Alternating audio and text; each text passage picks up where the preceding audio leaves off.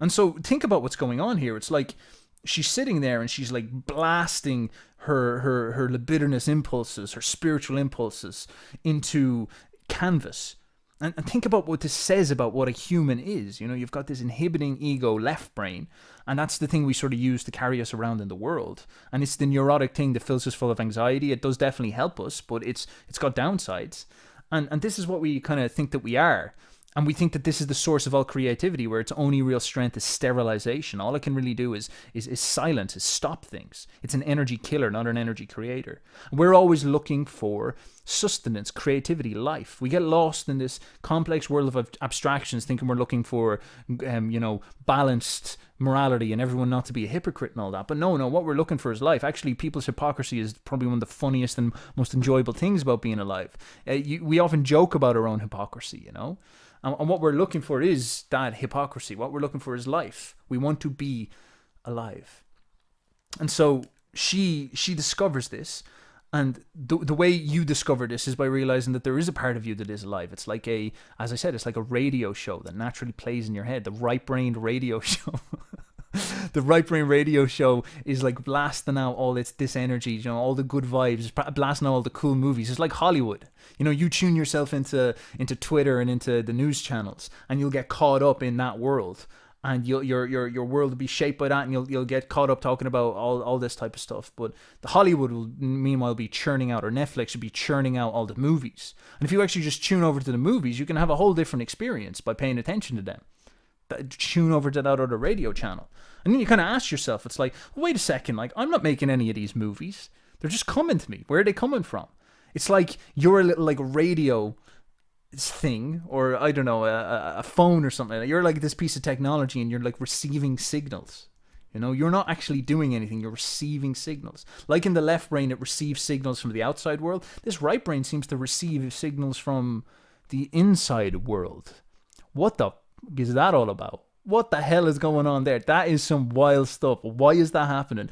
Who's sending me signals? Who's sending me the dreams? And then this is the scary thing. Why are they ordered? Why do they have the archetypes? Why do they speak in archetypes that make sense? Why does that happen? I don't understand what's going on here. Now, I'll let you into on a little secret. There's many possibilities. Some could say it's the voice of, it's God who's guiding these. You know, he's guiding you through the symbols. God is speaking to you through your right brain, and you've tuned him out because you're arrogant enough to think that your left brain is superior, and that's why you're in pain, and that's why society's going to crap. It's your fault. And that is one. You could say God lives at the very bottom of the unconscious is one thing. Now I'm gonna suggest another. You may have seen recently that the Pentagon announced that they've discovered, or they've documents, they've disclosed that off-world vehicles exist.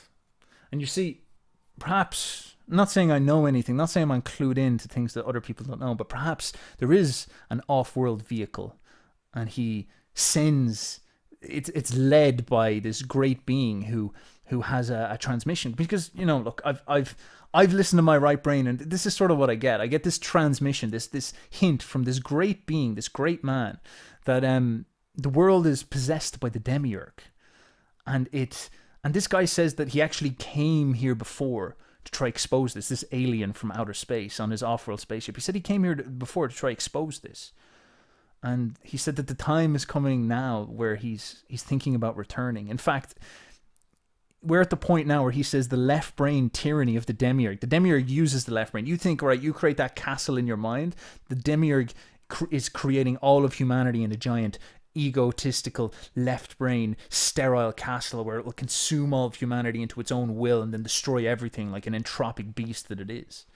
And of course we're all stuck up in this tragedy, but of course there's the being of ultimate light, ultimate life, who lives in the off-world vehicle, and he's sending us these transmissions, and just when you tune into them you realize this is where they come from. This is what they're trying to say. They're like, this demiurge is out there, I've been here before and I'm coming back again, and I'm just looking for people who can defeat that ego in themselves and connect with the right brain. I'm looking for these people because I'm recruiting an army. I'm recruiting an astral army of juicy boyos. So if you tune into the right brain, God knows you might receive a transmission, or you might receive a application form from the other world, from the alien. A very specific one. But who knows? It's not that I know about anything about these things. I'm just the boyo. Nonetheless, it opens up a very, very confusing and interesting thing. It's like, where does this stuff out of the right brain come? And of course, I need some scientific credibility around here. So I don't know. It probably comes from evolutionary patterns and instincts that have been built into you. There you go. There's a nice little table talk one you can go for. Nonetheless, it's ordered, and that's what's so fascinating about it. Dreams have a certain order to them, just like plants have a certain order to them when they grow. And you like no, the plant doesn't have an ego; it just does what it does. So life is a certain order to it. It is a logos, if you will. And you are in the same position where you have this naturally growing part of yourself, and you just need to let it out. And when you let it out, it formulates itself into what Jung notices similar patterns to how alchemy went through, similar patterns to religion and whatnot. You find the archetypes. The archetypes are this order, this divine thing speaks in archetypes. You can think of a plant trying to grow. It sees itself in its soul. It feels itself needing to fit a certain shape. And that is like the plant's set of archetypes.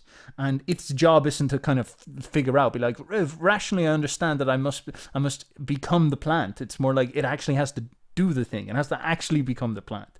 It actually has to go through that. And so the process is what matters. And this is the same for you. You are being inside of you, deep in your right brain. There's this consciousness, and as we said, it's like sort of scientific now that there's a second consciousness there. And this perspective, this right brain knows that what you've got to be is the greater version of yourself, the juicier, fuller conception of yourself, the greater personality. And so it injects you with energy to try to lead you in that direction. And your sterilizing ego kills that energy off because it thinks it knows better. And that's okay generally until sometimes when the right brain gets pissed off. And so what it does is it shoots a flash of lightning that snaps the ego out of its bullshit and lets it see what's really the project that's going on. And then empowers you and fills you full of juice. And so I've always loved this chapter as a demonstration of that. A demonstration of the natural power and energy inside your mind, the natural fertility in your mind. When I was a young kid growing up, I often had so many struggles with thinking like, how will I be creative? How will I be myself? You know, how will I want to create cool things. I want to be an Ubermensch. I want to create cool things. But how do I do it? I'd sit down, I've told you about this before, I'd sit down and I'd try and make music by organizing all the genres together and making my own genre and all this stuff. And what I really needed to do was actually get out of my own way. And when I read this chapter, I clutched onto it so tightly because it was like, you don't need to do anything. You actually need to take the role more of like a radio tuner, a channeler, you know? And that's actually quite accurate. That's like really, really close to when I talk to an artist who's doing well, what they start to feel. They develop this sort of the old conception of the muse starts to make sense. They feel like they're finding a different channel, and it's often a feminine channel. Maybe this is why Jung used the concept of the anima, this feminine channel, and they're allowing it to release the energy out into them, through them, if you will. And that type of idea, you're looking for this type of thing. You're looking to let the instinct speak through you.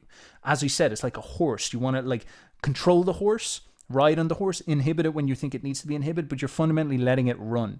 You're not cutting its legs off and thinking you're some genius because you know you're a moral person because you've castrated your horse and cut its legs off. That's not an accurate way of seeing things.